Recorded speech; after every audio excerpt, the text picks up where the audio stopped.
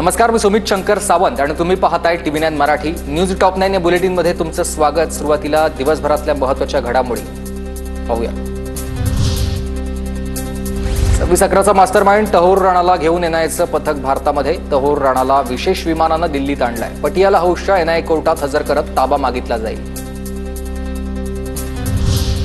तहोर राणाला संविधानानुसार शिक्षा होईल, केंद्रीय गृहमंत्री अमित शहांचं वक्तव्य। राणाचं प्रत्यार्पण हे मोदी सरकारच्या राजकीय मुत्सद्देगिरीचं मोठं यश, असाही दावा।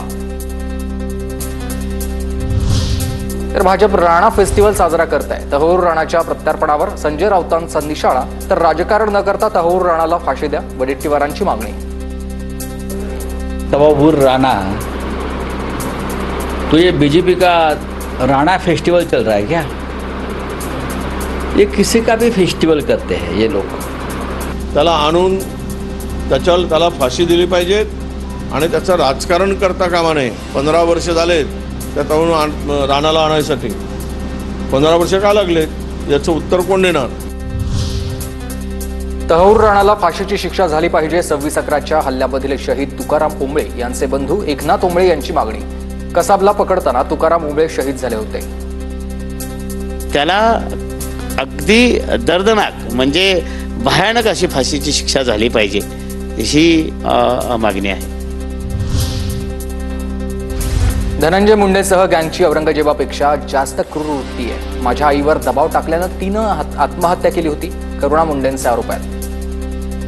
जसं आज माझ्यावरती प्रेशर टाकताय तसंच माझी आईवरती इतका प्रेशर टाकला होता की त्यांनी आत्महत्या केली। औरंगजेबावरती पिक्चर बनते, पण त्यांच्यापेक्षा क्रूर वृत्ती हे धनंजय मुंडे एंड गुंडा गँगची आहे। रुग्णाची गोपनीय माहिती सार्वजनिक केल्यानं डॉक्टर सुश्रुत घैसास आणि धनंजय केळकरांवर गुन्हा दाखल। पुण्यातल्या गर्भवती मृत्यू प्रकरणी भिसे कुटुंबियांची पुण्यातल्या अलंकार पोलीस ठाण्यात तक्रार।